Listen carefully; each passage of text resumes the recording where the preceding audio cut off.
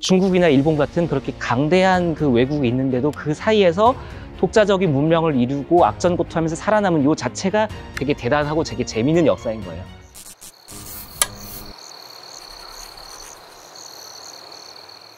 네, 안녕하세요. 저술가 한유영이라고 하고요. 최근에는 상식의 독재라는 책을 썼는데 한국 문화의 특수성을 규명하겠다는 그런 야심찬 포부를 가진 책이었습니다.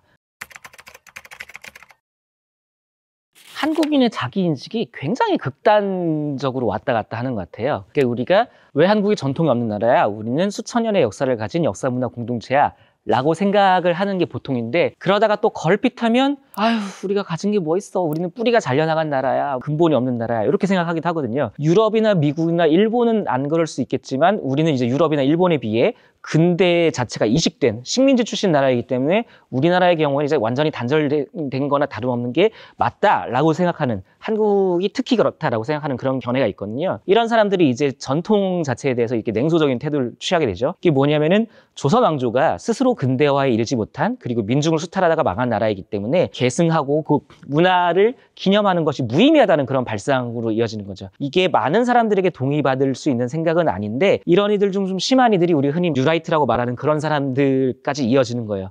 그래서 사람은 어떻게 생각하냐? 광화문 광장에 우리 대한민국이라는 이제 민주공화국의 사람들이 아니라 조선 왕조 사람이 세종대왕과 이순신 동상이 서 있는 것도 문제적 현상이라고 생각하기도 하는 거예요. 극단적인 분들은 거기서 세종대왕과 이순신을 밀어내고 이승만과 박정희 동상이 들어서야 올바른 나라가 된다고 생각하는 그런 사람도 있는 거예요. 우리는 별로 동의를 못하지만, 또 한편으로 어떤 얘기도 하죠? 우리 화폐에도 사실 조선 사람들만 있잖아요. 대한민국 사람들이 없고 고려 사람들이 있는 것도 아니고. 그래서 왜 이렇게 망한 왕조의 인물들만 화폐에 나타나야 되느냐, 이것은 부당하다, 이렇게 비판하는 그런 태도가 있어요. 근데 이와 같은 태도가 타당할까? 여기에 대해서 제가 질문을 던지고 있는 겁니다. 김치가 한국 식문화의 핵심이잖아요. 김치에 대해 말할 때 이렇게 냉소적으로 말씀하시는 분이 있어요. 우리가 아는 김치에는 고춧가루가 반드시 들어가야 되죠. 근데 아무래도 고추는 신대륙의 작물이잖아요. 그래서 아마도 임진왜란 시기에 일본군이 이제 조선에 왔을 때 아마 한반도에 유입됐다는 가설이 유력하거든요. 설령 뭐 일본군이 전파한 게 아니다 하더라도 그 정도쯤에 이렇게 온 것일 수밖에 없긴 해요. 왜냐하면 신대륙에서 나타난 작물이니까. 그러면 김치에 고춧가루를 넣기 시작한 지 우리가 고작 몇백 년밖에 안 되는데 김치를 수천 년의 역사를 가진 우리의 전통 요리라고 할 수 있느냐, 약간 이런 식으로 냉소하는 분들이 있어요. 그리고 김치에 대해서 이렇게까지 얘기하지 않더라도 우리가 먹는 한식 요리라는 것들이 사실상 일제강점기 때 보통 정립된 것이니까 한식이란 게 그리 오래된 것도 아니고 전통이라기보다는 만들어진 전통이다, 이렇게 보는 시선들이 있거든요. 근데 이런 생각에도 일리는 있어요. 왜냐면은 산업혁명, 자본주의, 그 발달한 생산력 같은 것이 굉장히 어떤 극적인 그 결절점이긴 하잖아요. 근데 그렇기 때문에 역사가 이어진다고 생각하지 않고 사실상 끊겨 있다고 생각하는 것은 또 이게 좀 극단적인 생각은 올바른 태도가 아닌 거예요. 저는 이걸 이제 단절사관이라는 이름으로 지칭을 했는데요. 뭐냐면은 꼭 한국뿐만이 아니라 인류 문명에서 전근대의 역사와 근현대는 완벽한 단절이고 이제 근현대부터 거의 새로 시작한 거나 다름이 없다는 그런 편견을 제가 단절사관이라고 표현하는 겁니다. 김치 같은 경우는 고춧가루가 포함되고 안 되고의 문제를 넘어서 한국 식문화의 기본을 구성하는 음식이 김치인 거예요. 발효채소, 장류, 나물, 이렇게 구성되는 한식의 식단은 굉장히 오랜 시간을 거슬러 올라가야 하는 오래된 전통이 맞습니다. 그리고 우리가 예전에 한반도만 산 게 아니니까 한반도 만주 지역의 생태 문화적 배경이랑 깊은 관련이 있어요. 홍대선 작가님 한국인의 탄생에서도 많이 나온 얘기인데, 우리는 굉장히 사실 생산력이 척박한 땅이거든요. 그래서 먹을 수 있는 모든 재료를 요리를 만들고, 우리 가끔 이제 그런 농담 하잖아요. 나물에 구성하는 채소들 이름을 얘기하면은 유럽 사람들은 그거 다 독초잖아. 독초예요, 사실. 독초인데 데치고 튀겨가지고 우리가 먹을 수 있도록 만들어서 먹는 게 한국의 나물이죠. 그리고 그것만으로는 맛이 부족하기 때문에 감칠맛을 이제 발효식품과 장으로 내는 방식인 거예요. 이게 한식의 기본적인 식단이에요. 이게 왜 이렇게 되냐면, 우리 한반도와 만주 지방에서는 기름을 구하기가 너무 어려웠기 때문에 그렇게밖에 감칠맛을 구현할 수가 없었어요. 그래서 이게 역설적으로 그렇게 척박한 땅에서 만들어진 전통 요리이기 때문에 현대 사회에서 한식은 다이어트 식단이 되는 거예요. 왜냐하면은 먹으면 배는 부른데 칼로리가 그렇게 높지 않아요. 그러니까 이제 다이어트를 좋아하는 현대인들에게 굉장히 좋은 식단이 되는 겁니다. 그리고 채식주의를 추구해도 맛이 있는 식단, 물론 한국 사람들이 채식주의자 비율이 높진 않습니다만 한식 자체는 고기를 빼고 먹어도 감칠맛이 나는 그런 요리인 거예요. 이거는 이제 예전에 코리안 비건이라는 게 서구권에서 꽤 유행을 하고 있는데, 뭐냐면 이제 한국인들이 서구권에 가서 비건을 시작할 때 나 샐러드만 먹어야 되나? 라고 생각해 보니까 어릴 때 엄마가 해주던 요리 중에 채식으로 구현해도 맛있는 요리들이 꽤 많은 거예요. 그래서 그렇게 해먹다가 이제 채식주의 한식 식단을 만들어내게 된 건데 이게 감칠맛을 이제 장과 발효식품으로 구현하는 이 독특한 식단이기 때문에 사실 그게 그렇게 된 겁니다. 그래서 한식 식단은 사실 굉장히 오래된 전통 요리가 맞다. 컨셉이 확실한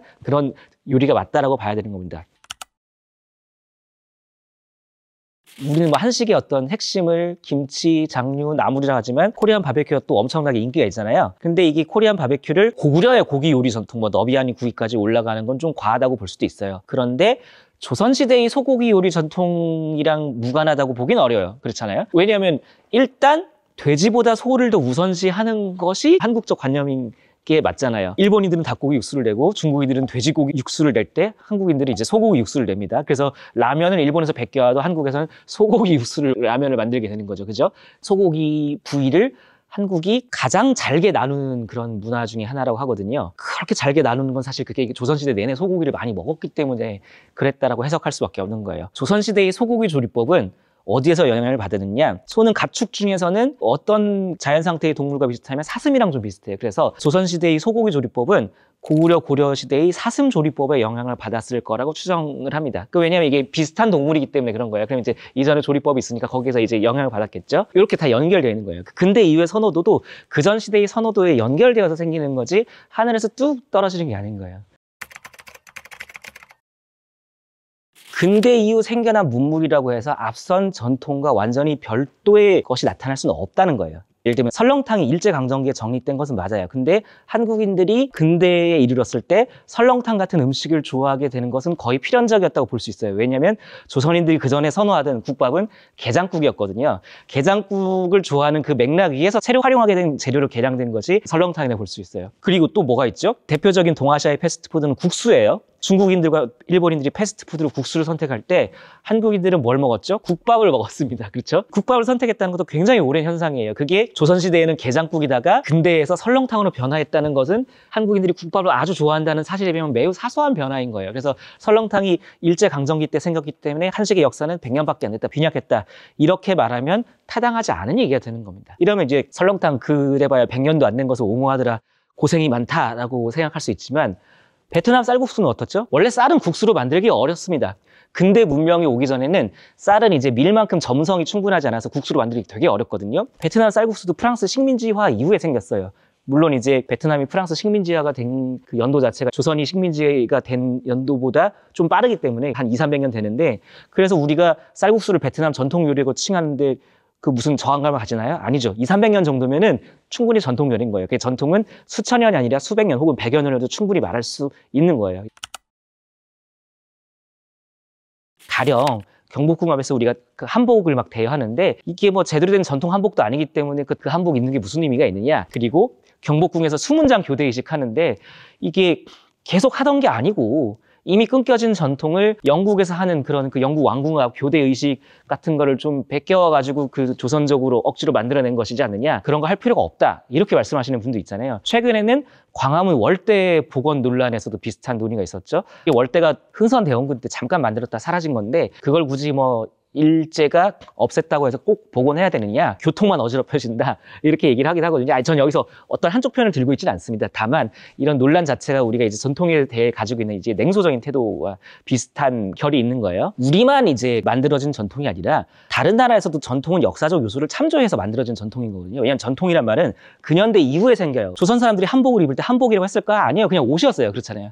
그게 근현대가 닥치기 전에는 각 시대의 사람들은 다 그 시대의 순간만을 살았어요. 그런데 근현대가 나타나고 나서 예전 시대를 전통시대라고 부르게 되는 거예요. 그러면은 당연히 근현대의 맥락에서 그 전통을 복원하게 되는 거고 그렇게 만들어진 전통이 된 겁니다. 계승해야 할 것들을 추려서 계승한 거예요. 그거는 한국만 그런 게 아니라 유럽이나 일본처럼 우리보다 먼저 근대화를 한 나라들 역시 그런 식으로 근대 이후의 관점에서 전근대 역사를 바라보면서 전통의 내용을 수립했던 거예요.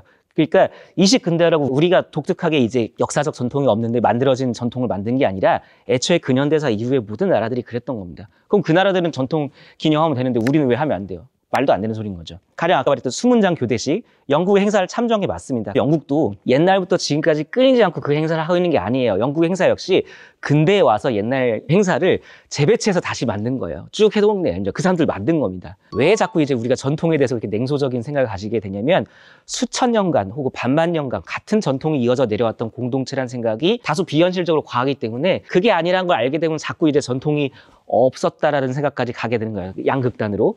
상식적으로 생각하면 당연히 전통은 계속 변했죠. 전근대 사람들은 아까 말씀했다시피 각각의 순간들만 살았어요. 계속 변한 것을 인지하지도 못했어요. 그래서 자세하게 따져 물어보면 수천 년 전의 한복과 고조선시대 한복, 고려시대 한복, 조선시대 한복 다 다르잖아요. 그럼 다 다르다고 얘기할 수밖에 없는데 수천 년간 이어져 내려온 역사문화 공동체라는 생각을 우리가 상식적으로 정립하고 있으니까 전통에 대한 어떤 근대주의자들이 반감도 생기는 거예요. 그래서 한국사의 길이를 늘리려고 하거나 혹은 영토를 늘리려고 하거나 이런 시도들이 만연한 것도 반감의 원인이 되는 거예요. 한국의 전통, 한국사의 매력은 역사가 길다거나 영토가 넓어서 생겨난 것이 아닙니다. 그래서 우리가 그런 것에 집착할 필요가 없어요. 요즘 한국이 굉장히 세계적으로 이제 주목의 대상이 되고 있죠. 한강 작가님의 이제 노벨문학상 수상이 보여주듯이 이제 대중문화를 넘어서 한류를 넘어서 현대사, 근대사, 전근대사에 대한 세계인들의 관심도 저는 증대할 거라고 생각하거든요. 그럼 이 관심은 각각 어떤 질문들을 구성하느냐? 한국은 어떻게 발달된 경제를 지닌 민주주의 국가가 되었나? 이 질문이 현대사에 대한 질문이잖아요. 그렇죠? 그리고 한국은 어째서 일본의 지배를 당했으며 그러면서 소멸되지 않았는가? 이건 이제 근대사의 질문이 되겠죠. 그리고 한국은 어떻게 중국의 옆에서 살아남았을까? 이게 이제 전근대사의 질문이 되잖아요.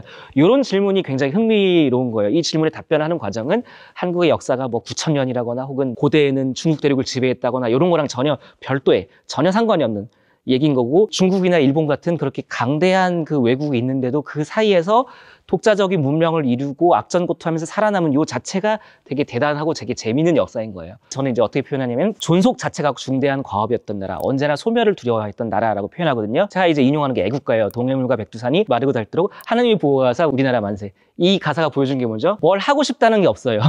어디를 정복하고 싶다는 게 없습니다. 왜? 살아남는 게 굉장히 어려운 미션이었던 나라예요. 그래서 그렇게 소멸을 두려워했던 나라가 독자적인 역사, 전통, 문화를 가진 문화 공동체로 살아남았고, 심지어는 거대 문화권인 중국과 일본 사이에서 이제 존재감을 발휘해서 대중문화로 이제 세계인들의 관심을 끄는 데서 성공한 이런 약간 기적 같은 그런 엄청난 과업을 한 나라가 어떻게 가능했는지에 대해서 우리 한국인들만 가능한 방식의 설명을 독창적으로 전개하면 그게 세계인들의 관심이 부응하는 그런 일이 될 거라고 생각합니다. 우리 역사는 길지 않고 우리 영토는 크지 않았지만, 그러나 그렇기 때문에 한국의 역사 문화는 굉장히 자랑스러운 것이 될 수 있다. 저는 이렇게 생각합니다. 오늘 제가 준비한 내용은 여기까지입니다. 내용이 좋았다면 구독, 좋아요, 알림 설정 부탁드립니다. 감사합니다.